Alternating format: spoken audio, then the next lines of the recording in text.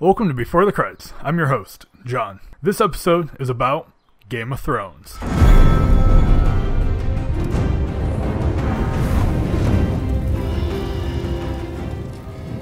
As some of you may know, Game of Thrones was inspired by real-world conflicts that took place between 1455 and 1485 in England. And because of that, we have a guest host for this episode. Hi, I'm Joel, John's British replacement for this episode. The conflict John was referring to is called the War of the Roses, fought between two rival families, the House of York and the House of Lancaster. There are plenty of videos that cover the parallels between these families and other royalties in Europe to the Game of Thrones world, so we're going to briefly summarise the connections. Then we will go on to talk about how the War of the Roses could give us an idea on how the series will end. Warning, this episode will have Game of Thrones spoilers, there's no way around it. If you're not caught up with the TV show, you will be spoiled by this video. Vacate now.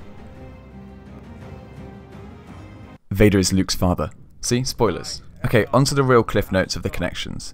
The most obvious connection is the British Isles to Westeros. Westeros is just massive in comparison.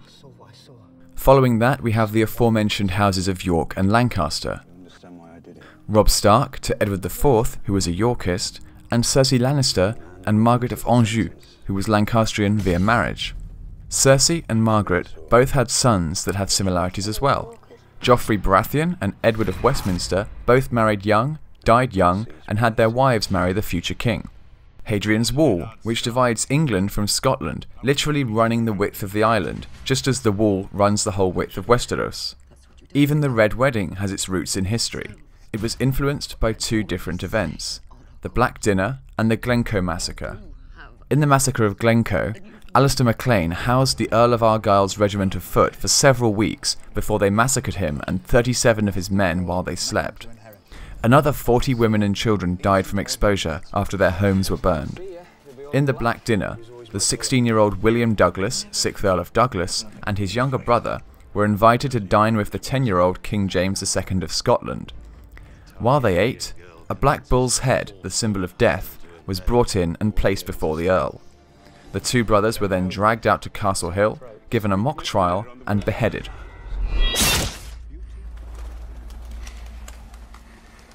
Finally, onto the princes in the Tower, referring to Edward V, the King of England, and Richard of Shrewsbury, the Duke of York.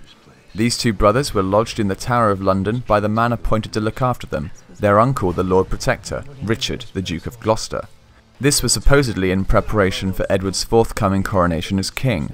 However, Uncle Richard took the throne for himself and the boys disappeared. Somewhat like Bran and Rickon's time in Winterfell before escaping. Now, on to what this episode is about, how Game of Thrones might end. Daenerys Targaryen. Her life is very similar to that of Henry VII of England, the first monarch of the House of Tudor. At a young age, Henry was exiled to Brittany, which is across a narrow sea that we call the English Channel. This is where he strengthened his army and planned an invasion to take the British throne. His main claim to the throne derived from his mother, who was the great-granddaughter of John of Gaunt, the Duke of Lancaster, the fourth son of Edward III. Henry's claim was weak due to it being from the line of a woman, his mother, Lady Margaret Beaufort, and the fact that John of Gaunt's son, John Beaufort, was illegitimate at the time of his birth. I'm sure you can see the parallels with Daenerys, being exiled, building an army, and pushing a claim to take back their family throne. Now this is where we think Henry's story predicts the end of Game of Thrones. To strengthen his claim, in 1483 Henry pledged to marry the eldest daughter of Edward IV, Elizabeth of York, who was also Edward's heir since the presumed death of her brothers, the princes in the Tower. This gained Henry a lot of supporters. By mid-1484, the Duke of Brittany had become ill and his treasurer, Pierre Landais, was put in charge. He worked out a deal to send Henry back to England. When Henry found out, he fled to France, who gave him support. By the next year, Henry crossed the English Channel to take the throne. He knew he had to engage Richard quick and defeat him immediately, due to Richard having reinforcements in Nottingham and Leicester. The pivotal moment was at the Battle of Bosworth Field in mid-1485, when Henry's Lancastrian forces decisively defeated Richard's much larger Yorkist army. Richard III was the last English monarch to die in battle. Richard III's death at Bosworth Field effectively ended the Wars of the Roses. Do you see where this is going? Jon Snow is in a very similar situation. He's the last known remaining male Stark from his mother Lyanna, and the last male Targaryen from his father Rhaegar, which also means he's related to past kings.